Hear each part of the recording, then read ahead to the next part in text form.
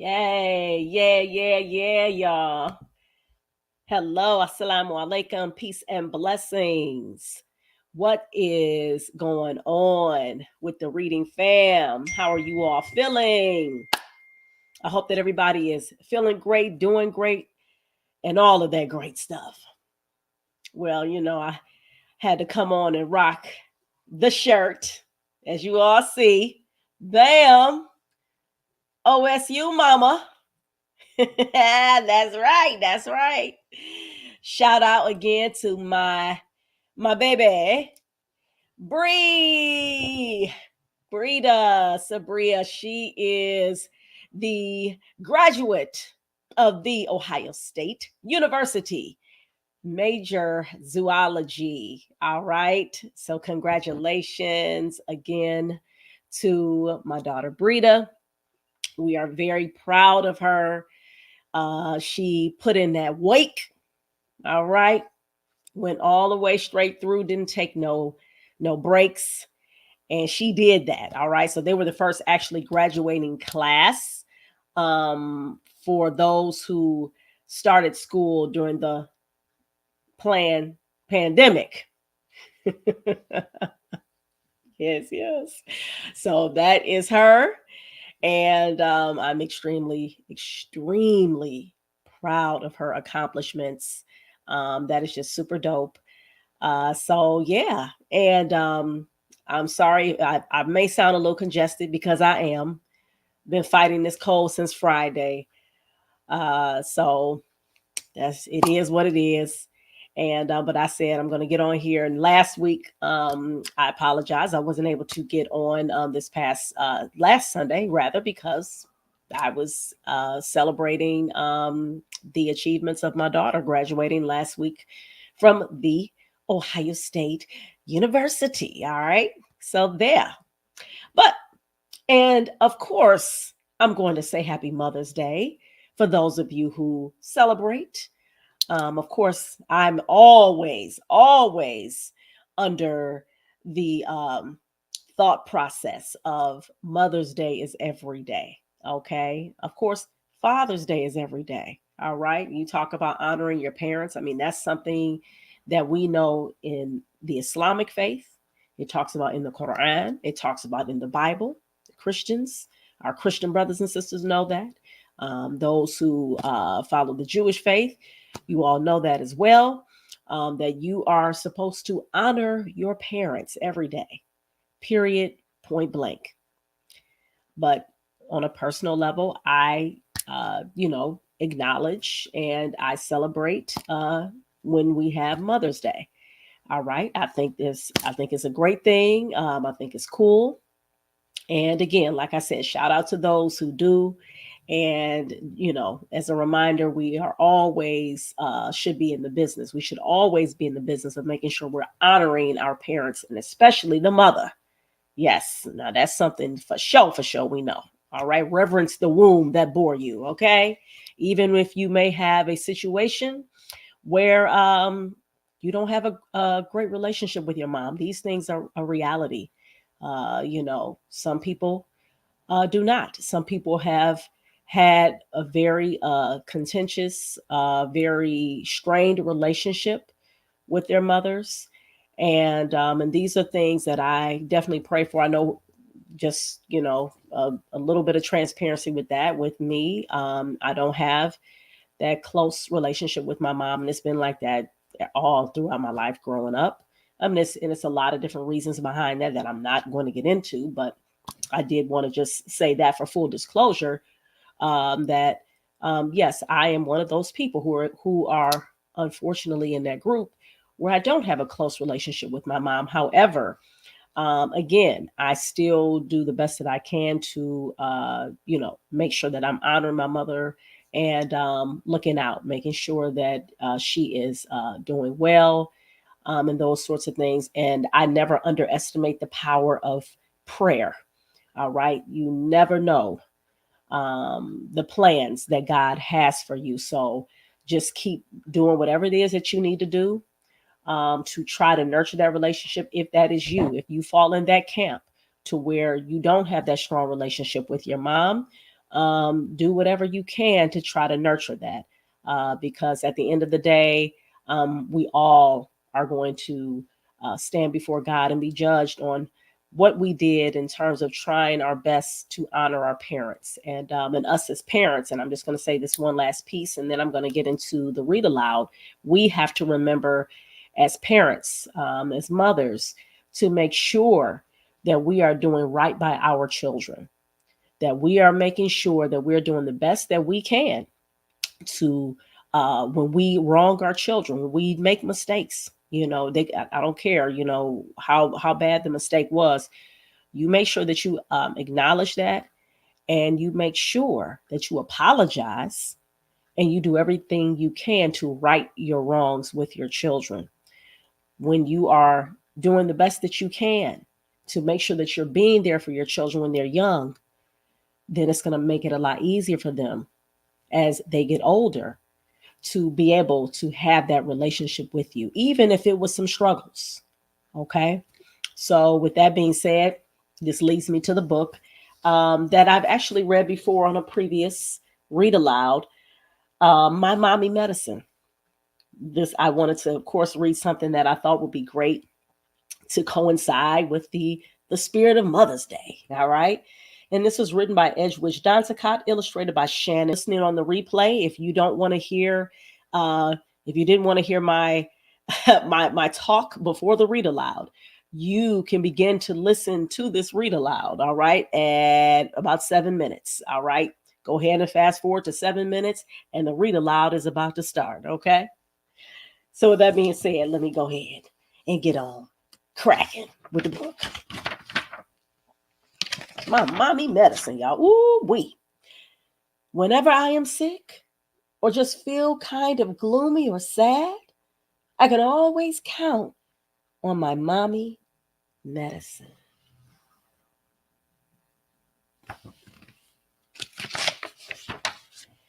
Sometimes it's a kiss so loud, it reminds me of a French horn at Mardi Gras.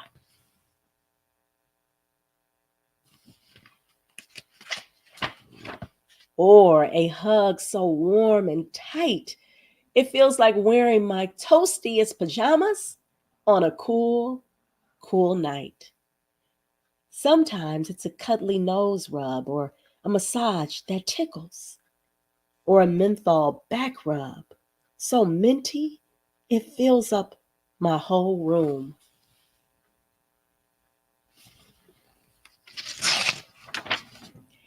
Sometimes it's fruity popsicles, kiwi, watermelon, or just plain old vanilla ice cream will do. Sometimes it's tea, ginger, cinnamon, or peppermint, or even better, hot chocolate, full of misty, foamy milk that looks like clouds or angel wings, or soup, pea, chicken, or squash. I love squash. It's like sunshine in a bowl.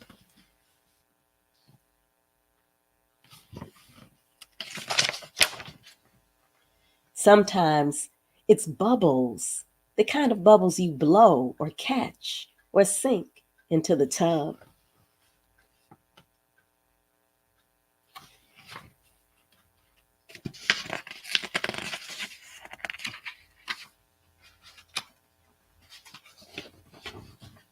Sometimes it's a card game, Uno or Crazy Eights, or maybe chess or dominoes. Or if I'm feeling up to it, a piggyback ride or an indoor horseshoe toss.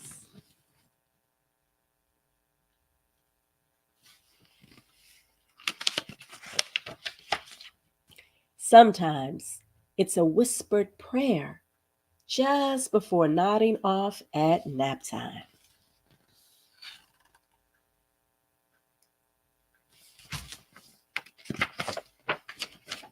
And sometimes it's a song at bedtime when Brother John is sleeping and the itsy bitsy spider is climbing up a water spout. and little stars are twinkling, and I'm mommy's sunshine, and she is mine, and we make each other happy, even when skies are gray.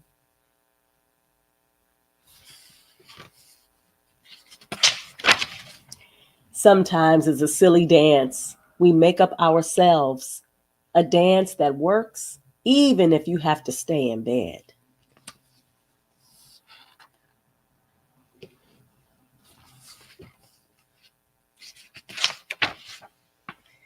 And sometimes it's a story where we sell off on a great big adventure to a faraway land where everyone is in trouble and only mommy and I, and of course a little magic, can save the whole entire world.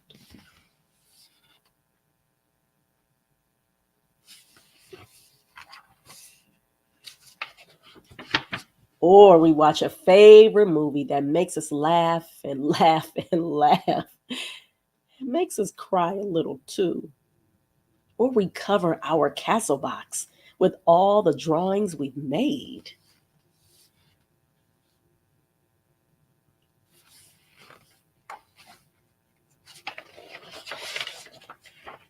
And sometimes it's just plain old sitting up, mommy and me, propped up against my favorite pillow while watching my ceilings glow in the dark stickers flicker, making our own sky.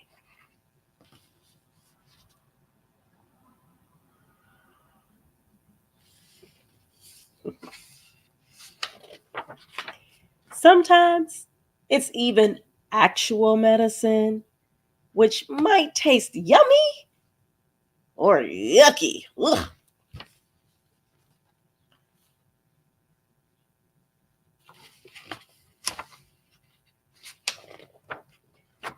But nothing will ever take the place of my mommy medicine.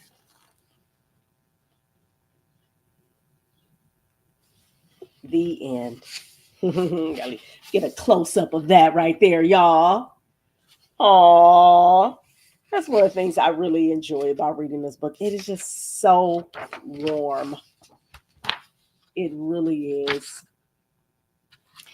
Now, one another thing that I love about this book too is that it celebrates that mommy and daughter love.